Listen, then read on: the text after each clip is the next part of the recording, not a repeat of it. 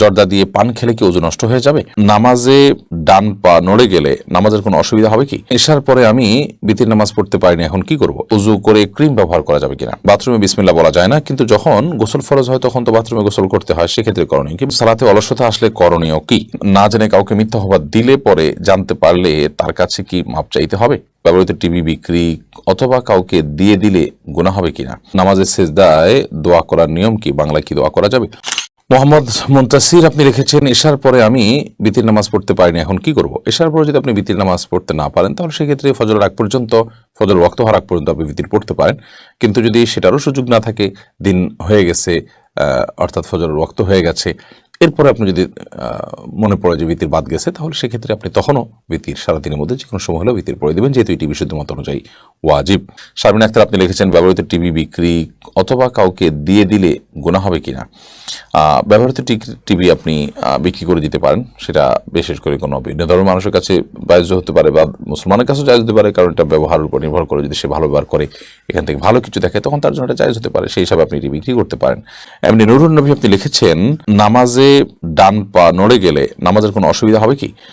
নামাজ যদি ডান পা নড়ে যায় কোনো অসুবিধা নেই, কিন্তু যদি ডান পা আপনি রুকু সেজদাতে একবারও না লাগান জমিনে, তাহলে সেক্ষেত্রে নামাজ হবে না। আপনার পা আছে সুস্থ পা, অথচ আপনি পা জমিন লাগাচ্ছেন না, তাহলে নামাজ হবে না। কারণ নবী করিম সাল্লাল্লাহু আলাইহি ওয়াসাল্লাম বলেছেন, উমিরতু আন আসজুদা আলা সাবআতি আযমিন, আমি 7টি অঙ্গের উপরে সিজদা করার জন্য নির্দেশ আমাকে দেওয়া হয়েছে, তার মধ্যে থেকে এই 2 পা এগুলো জমিনের সাথে লাগা থাকতে হবে।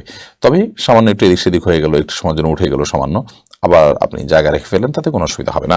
সুমাইয়া সাদ্দাম আপনি লিখেছেন, নামাজের সেজদায় দোয়া করার নিয়ম কি? বাংলায় কি দোয়া করা যাবে? নামাজের সেজদায় আমরা আল্লাহ তাআলার কাছে দোয়া করতে পারবো। বিশেষ করে আপনার দোয়া আপনার কবুলের একটা গুরুত্বপূর্ণ জায়গা এটি। নবী আলাইহিস সালাম বলেছেন, আকরামু মা ইয়াকুনু আবদু মির রাব্বিহি ওয়া সাজিদ, বান্দা আল্লাহ সবচেয়ে নিকটবর্তী থাকে যখন বান্দা সিজদায় থাকে। এখন কত হলো, মাতৃভাষায়, মায়ের ভাষায়, নিজের ভাষায় দোয়া করতে পারবেন কিনা? ফোকায়ে হানাফের মত হলো যে এই ক্ষেত্রে আপনি নিজের ভাষায়, মাতৃভাষায় দোয়া করবেন না, বরং আপনি কোরআন সুন্নাহ বর্ণিত দোয়া আপনি আল্লাহ তাআলার কাছে নিবেদন করবেন। যদিও আরবের ওলামায়ে কেরাম এক্ষেত্রে মাতৃভাষায়ও দোয়া করার অনুমোদন দেন। এরপরে রোকসানা পারভিন আপনি লিখেছেন, সালাতে অলসতা আসলে করণীয় কি? সালাতে যদি অলসতা আসে তাহলে সেক্ষেত্রে আমাদের যেটি করতে হবে যে সালাতের আগ্রহ বাড়ানোর জন্য, সালাতে মনোযোগিতা বাড়ানোর জন্য সালাতের গুরুত্ব বিষয়ক বিভিন্ন বক্তব্য আছে, শুনতে পারেন এবং সে সম্পর্কিত অনেকগুলো বই আছে, সেগুলো পড়তে পারেন।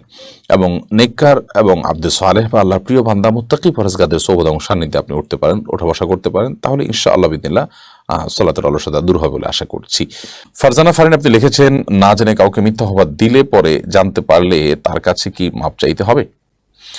দেখুন, না জেনে যদি কাউকে মিথ্যা অপবাদ দেন আপনি, তাহলে সেক্ষেত্রে পরবর্তীতে যখন জানতে পারলেন যে তার প্রতি অপবাদ দিয়েছেন, তার প্রতি অবিচার করেছেন, তার হক নষ্ট করেছেন, অবশ্যই তার কাছে আপনি মাপ চাইবেন। কারণ কোনো মানুষ তার প্রতি আপনি যখন অপবাদ দিলেন, তাহলে সেক্ষেত্রে এটা তার হক নষ্ট করলেন, অতএব তার কাছে অবশ্যই আপনি মাপ চাইবেন। আপনি রাহিম সরকার আপনি লিখেছেন, ওযু করে ক্রিম ব্যবহার করা যাবে কিনা?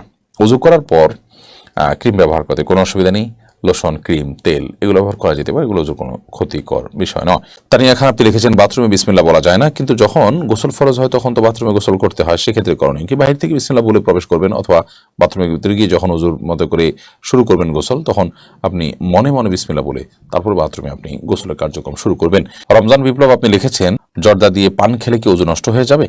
না, জর্দা দিয়ে পান খেলে ওযু নষ্ট হবে না, তবে অনেকগুলো জর্দা আছে যেগুলোতে তামাক থাকে, যেগুলো নেশা জাতীয়, সেগুলো একজন মুসলমানের জন্য খাওয়া উচিত নয়।